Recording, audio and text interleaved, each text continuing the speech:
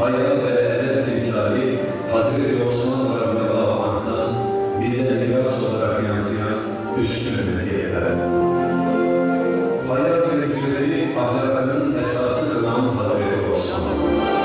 Kur'an okumak, Rabbim kendisinden razı olsun.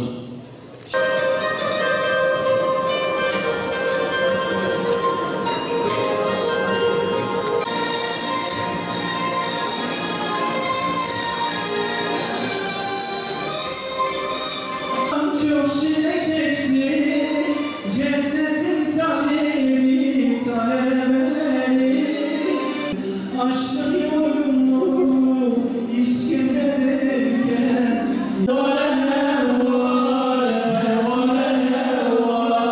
Mekke çöllerinde bir ezan var. Bir Ebu Bekir, kardeşlerle gündüzler anlıyor geceysince. Kardeşler esir, müşriklerinde koşar dostuna ne yapsam diye.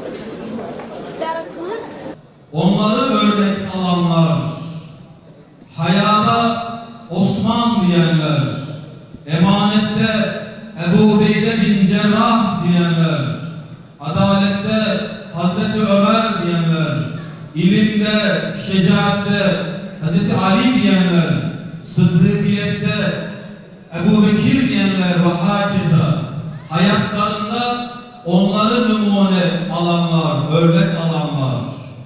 Onların en güzel taraflarıyla konuşanlar, yaşamaya çalışanlar. وَالَّذ۪ينَ اتَّبَعُوهُمْ بِإِحْسَانٍ رَضِيَ اللّٰهُ عَنْهُمْ وَرَضُوا عَنْهُ.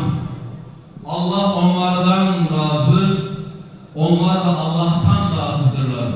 Biz şimdi namazı madem ki Allah rızası için kılıyoruz, orucu madem ki Rabbimizin rızası için tutuyoruz, zekatı onun rızası için veriyoruz, onun rızası için bir araya geliyoruz, onun rızası için konuşuyoruz, yaşıyoruz ve hakeza, o zaman Allah'ı razı etmenin bir yolu da ashabı örnek almakmış, ensara tabi olmakmış, muhacire uymakmış, onlara benzemekmiş ki Rabbim bizden razı olsun. Evet, Hazreti Osman'ı ne kadar çok konuşursak inşallah Rabbimizi de razı etmiş olacağız. Rabbimizi de razı etmiş olacağız. Çünkü onu konuşmak aslında hayatımıza onun nefesini üflemektir. Evet, Allah onlardan razı, onlar da Allah'tan razıdır. Hazreti Osman Efendimizin öne çıkan birkaç hususiyeti var. Sadece hayası değil. Cömertlik. Cömertlik, öyle bir cömertliği var ki biraz sonra o örnekleri biraz açacağız. Cömertlik başka. Dua almak. Dua almak. O dua yarışında da öne geçmiş. Öyle güzel dualar almış ki bu duayı ben alayım, Allah Resulü bana dua etsin diye koşturmuş, acele etmiş. Yine o hizmette öne geçmiş. İslam ordusuna hizmette, mescide hizmette, Kur'an'a hizmette, Allah Resulü sallallahu aleyhi ve selleme hizmette, ümmete ümmetin devletine hizmette, o hizmette hep öne geçmiş. Hep öne geçmiş. Şu asrımıza bir Osman nefesi lazım. Bir Hazreti Osman nefesi lazım. Şu hayasızlık asrına bir Osman üflemesi lazım. Hazreti Osman Efendimiz. Ya şu günümüze baktığımız zaman nereden nerelere gelmişiz? Nereden nerelere gelmişiz? Sadece İslam ülkeleri değil, Avrupa ülkeleri de bundan 100 yıl önce edepliydiler. Bundan çok daha edepliydiler. 1880'li yıllar bir tane ressam o şehrin ortasında bir tepeye çıkmış. Küçük bir tepecik. Şöyle 3-4 metre bir beze o anda gördüğü her şeyi resmetmiş. Şehrin limanı var. Limandaki gemileri, orada çalışanları yapmış. Yan tarafta tarlalar var. O tarlada çalışanları yapmış. Öbür tarafta çarşıda gidenler var. Yani gördüğü her şeyi resmetmiş. İlginç bir detay var orada. İlginç bir şey var. Kadınlar. 1880. Yani şurada kaç yıl olmuş? 130 sene olmuş, 140 sene olmuş. 140 sene önce o şehirdeki kadınlar, tarlada çalışanlar, çarşıda yürüyenler, limanda inenler, binenler hepsi kapalı. Resmi kapalılar. Bir tane açık yok. 1880 Hollanda. Şimdi siz o şehre gidemezsiniz. O şehre gidemezsiniz. Allah muhafaza. Hepsi anadan yürüyen. Hayası yırılmış, inmiş. Öyle yüzsüzlük ki her yerde. Sadece burada değil. Aradan çok zaman geçmemiş. 130 senede nereden nereye gelmiş. 1880'lerin Avrupa'sından bugüne o Avrupa'da 2 tane dünya savaşı oldu.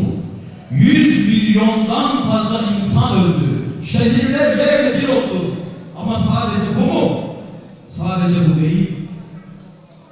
Avrupa'da aile kalmadı. Kalmadı, aile yok. Evlilik yok. Yani %50 falan da değil. Hiç yok. O %1'lik, %5'lik, %10'luk rakamlar da Müslümanlar. Buradan oraya gidenler, Afrika'dan oraya gidenler. Aile yok. Çocukların hepsi ya babasız ya annesiz. Hepsi azap çekiyor. Hepsi azap çekiyor. Dünyada daha ahiretteki azap ayrı. Haya ile hayat kardeştirler. Hatta hayat kelimesi hayadan türetilmiştir. Hayatın devamı için neler gerekiyorsa bir toplumun devamı için de haya gerekir. Haya gittiği zaman toplumlar yıkılır, çürür gider. Bizans'ı yıkan İran değildir, Osmanlı değildir. O Romalıları, o Bizanslıları yıkan hayasızlıklarıdır. Hayasızlıklarıdır. Ve bugün kendimize gelelim. İnanın vaziyetimiz çok iyi şeyler söylemiyor. Elhamdülillah. Kardeşlerimiz için söyleyecek sözümüz yok. Hepsi gerçekten de bir hayat timsalidirler. Fakat şöyle çevremize bir bakalım. Gerçekten öyle midir? Sosyal medyada öyle midir?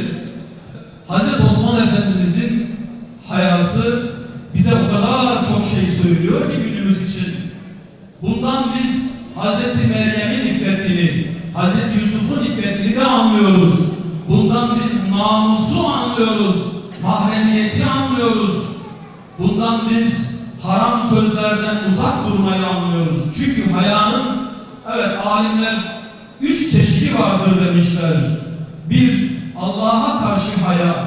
Yani onun emir ve yasaklarına uymaya çalışmak.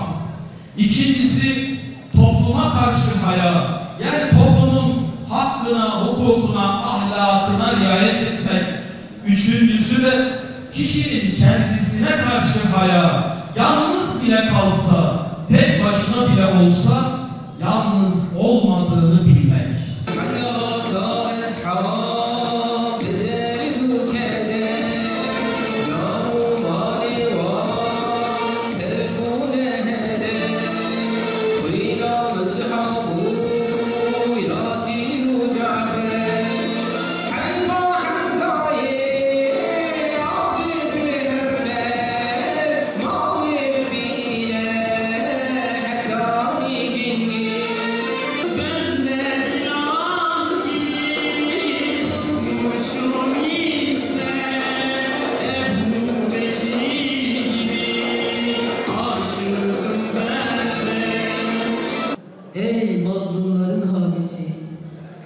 Ey kullarına merhamet eden Allah'ım, bizler senin kulların olarak huzurundayız. Halimizi arz etmek, belimizi büken sıkıntı ve çaresizliğimizi şikayet etmek için dergahına el açıp bulunuyoruz. Allah'ım, senin huzurunda durup el açmaktan utanıyoruz. Görevimizi yapamadık, senin dinine sahip çıkamadık. Değerlerimiz uğruna savaşmayı göze alamadık. Korku setlerini aşamadık ve hepsinden büyüğü de ümmet olmanın şuuruna varamadık. Şucu bucu hastalığına tutulduk ve yıkıldık. Ya Rabbena, yine parçalanan Müslümanların bedenleriyle meydanlar doldu taştı. Mabetlerimiz kızıl kanlara boyandı. Bizim için emniyetli hiçbir yer kalmadı. Allah'ım, birliğimiz bozuldu, gücümüz dağıldı, satılmışların ihanetine uğradık. Allah'ım, dökülen kanları İslam ümmetinin uyanışına vesile kıl, Müslümanları kaynaştır, kardeş olma anlayış ve şuuru nasip et, tefrikalarımızı vahdete dönüştür. Ya Rabbel Alemin, yakılan, yıkılan mescitler hürmetine, mescitlerde dizilen savsa şehitler hürmetine üzerimize sabır yağdır, yardımının zırhını giydir, ayaklarımızı sabit kıl.